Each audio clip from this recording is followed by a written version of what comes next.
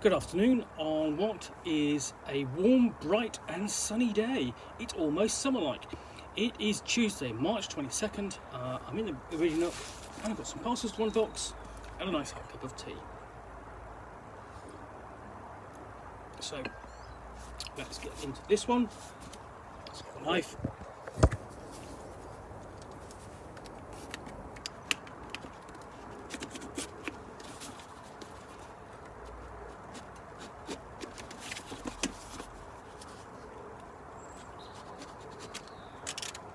Okay, and let's see, there we go, and what I've got in here is X-plorers. Okay, so let's have a look. It's a white box. Let's see if this thing wants to come, there we go, it's a bit tightly packed in there, but X-plorers. Okay, this is Dave Bez's, what is it, Dave Bez? Dave Bezos' X-plorers, the game of Galactic Troubleshooters, and this is the white box edition. Okay, because there's a trend in the old school Renaissance where you kind of do a brawl set, and then you do a version that is a nod back to the original white box version of Dungeons and Dragons. I recently opened the Castles and Crusades preview version that was the same thing. It came out in 2004. This is a bit later, as far as I recall. Okay, so what have we got inside? Okay, well, it's quite simple. So you've got the 3 6-sided dice you need, and a D20-sided die, and then 3 booklets, and also a sheaf of character sheet, Explorer's profile sheets. And it's at the bottom here. Oh, and that is, that's a Serrano class scout. So you've got an image of a scout in there, a little map. So you've got these 3 books. So, Player's Guide, Referee's Guide, and the scenario Cleopatra Station. So really what you have, you don't quite have the classic 3 books of Dungeons and Dragons, i.e. Player's Book, Monster and Treasures book, and then the Dungeon Master's book. But you start off with the Player's Guide, and this is published by Brave Halfling Publishing, basically from Grey Area Games 2009. So it's a few years old yet. And we get into the forward, both by John Adams and Dave Bezio, and character creation, and how the setting for this is the year 2022 AD. So in effect, it's a couple of 100 years ahead of us now as I actually open this. And we have Earth, Venus and Mars under United Corporation Nations, and beyond the solar system lie the Reachers, a densely packed cluster of stars, mainly with suitable worlds similar to Earth. Faster than light ships with match screens can make the long journey at incredible speed. Systems of the Reachers are still being explored by survey teams from the UCN, which is looking for both habitable planets and signs of life, and also resources which they can exploit. So what you need to play this is players, dice, miniature figures in the mission, and so on. Essentially, this is a sort of like a space opera style role-playing game. It more skews, I think, towards sort of like the dryness of Traveller, perhaps. But here we've got explanation of how the dice are used before we get into character creation, and characters have 4 attribute scores: agility, intelligence, physique and presence, and then hit points basic bonus. So this is very much derived from sort of like the earliest iterations of Dungeons and Dragons, and really then sort of like very similar to Swords and Wizardry. Especially if you have a look at the attribute modifiers. So there we go, and sort of like 14, 15 plus 13 to 16 plus 1, 17 to 18 plus 2, and the same again at the lower end. And then we've got see, we've got 4 character classes: scientist, soldier, scout, and technician. So I've got also followed by a guide to reading them, and you have one table there for your character advancement. So it's a case of there is actually, in fact, you've got one character class per page. So a look at scientist at level 1 gets computers at 13+, medicine 15+, science 13+, sociology 16+. So essentially, in essence, it's sort of like it's a Dungeons and Dragons retro science fiction retro clone with skills. Now, of course, on the whole, because it's science fiction, you tend to find yourself needing skills. And then similarly, the soldier has demolitions, martial arts, survival, and then essentially gets an attack bonus, martial arts, damage, just demolitions and survival skills. So, there we go.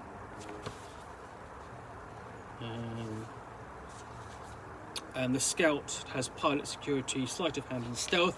So it's a cross between basically a pilot and a thief. And the technician does computers, mechanics, pilot, and robotics. So there's some crossover between the classes, with the use of the computer skills, with the use of pilot, and so on. So it's not a case of one class specialises necessarily in solely one thing. Well, to an extent, the soldier does, but the others don't. And then quick list of adventure gear, and then we're on to defences. So we are using armour class, and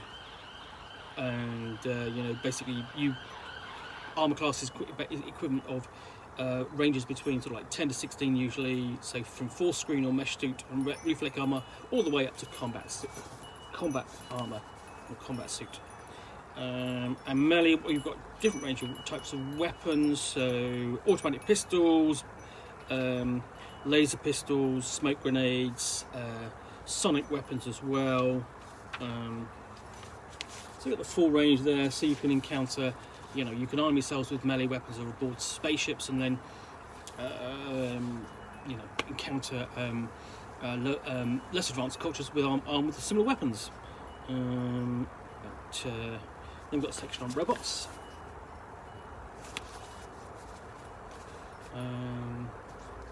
And the programs available, and essentially upgrades and how the first directive works.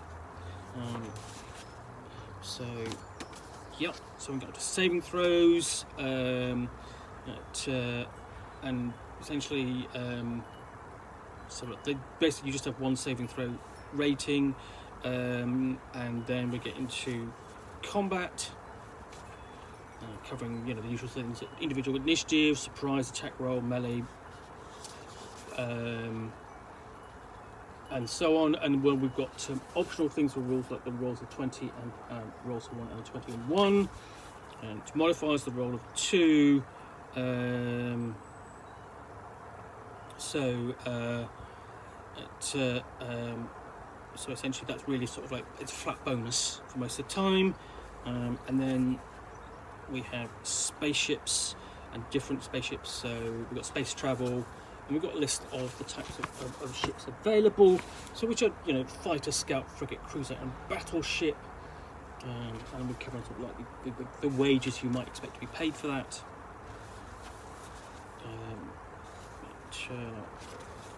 Quick guide to space combat. So most of the rules are really kind of in here so far.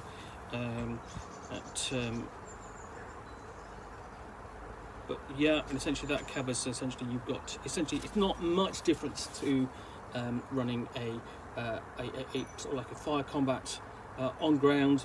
But obviously, you've got rules in here for handling the phases when the positions aboard ship act, so navigation phase, engineer phase, pilot phase, and gunner phase.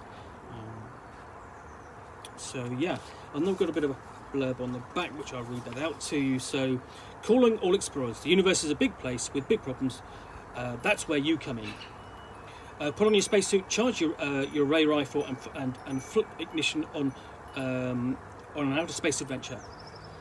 Imagine if the first RPG had been one of interplanetary adventure, rules light, fast-paced, and inspired by a passion for science fiction. In Explorers, you're part of a group of galactic troubleshooters on the lookout for the next job, whether it be salvage, search, or rescue on an alien world. Players explore, defend, and save the galaxy. Be a scientist, unravel the mysteries of a new alien race. Be a soldier, take aim and defend against enemy invaders. Be a technician, pilot a spaceship through imminent danger. Be a scout, follow the Overlord's plans using espionage. Character generation is quick and easy, so you get to gallivanting around the galaxy. Choose from 4 character types with a simplified 4-attribute skill system. They then outfit your team and prepare to make Planetfall. Game Masters create a cosmic sandbox using basic rules. So this is the special limited edition from 2011. So sorry, I didn't read that out first, but you know, this is an unboxing. It was on the back. It's not on the back of the box. So that's my excuse. So what are the referee's guide? A nice cover, and we get straight into you know, responsibilities of the referee, what he does, creating missions and the elements of the mission, and basic writing a scenario.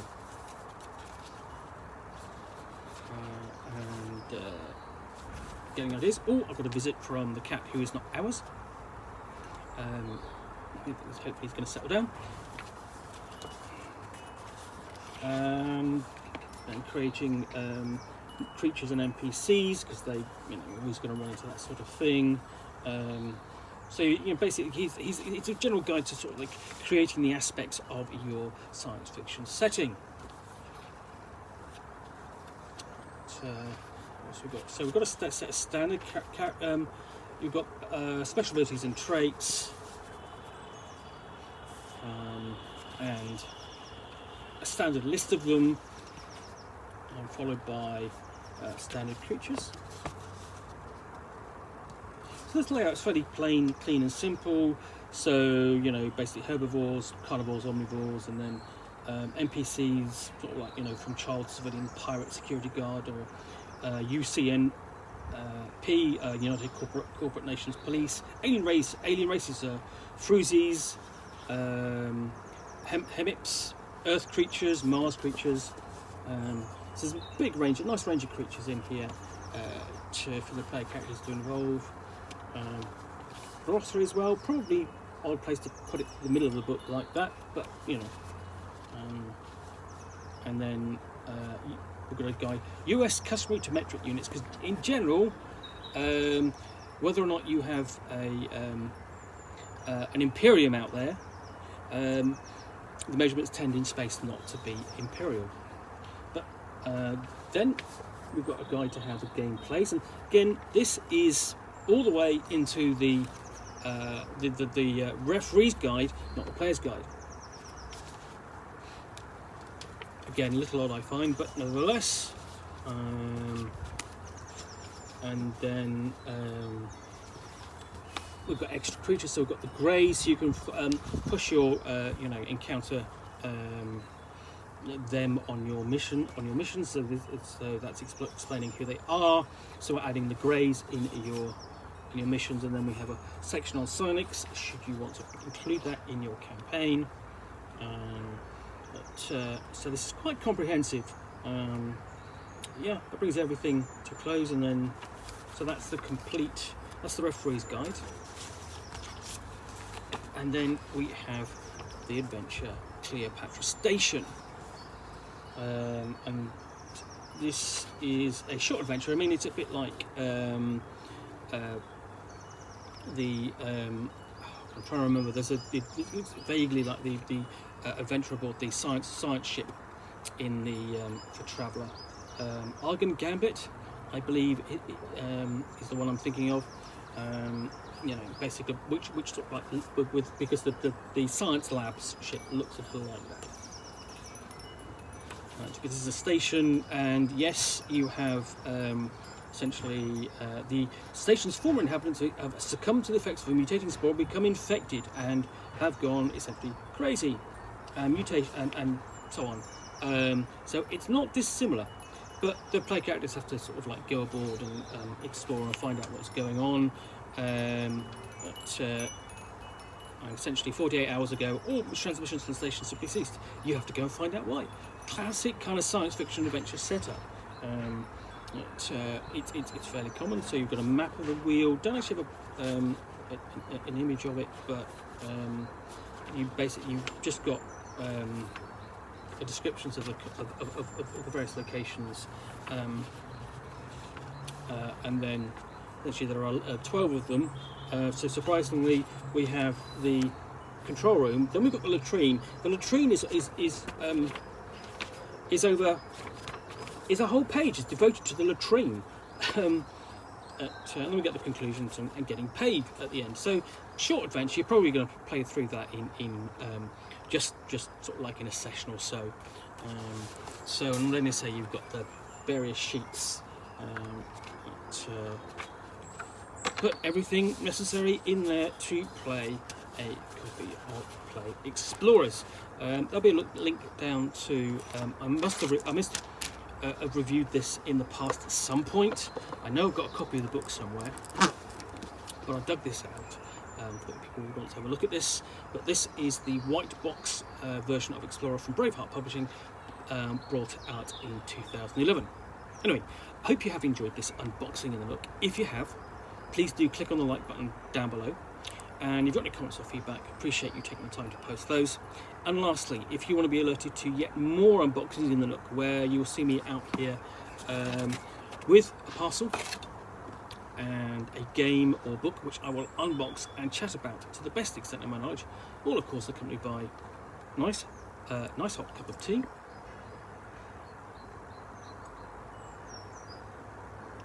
And in this case, a cat who's not ours, then please do hit the subscribe button. Thanks again for watching, and we'll be back again soon with another unboxing of the Nook. Bye for now.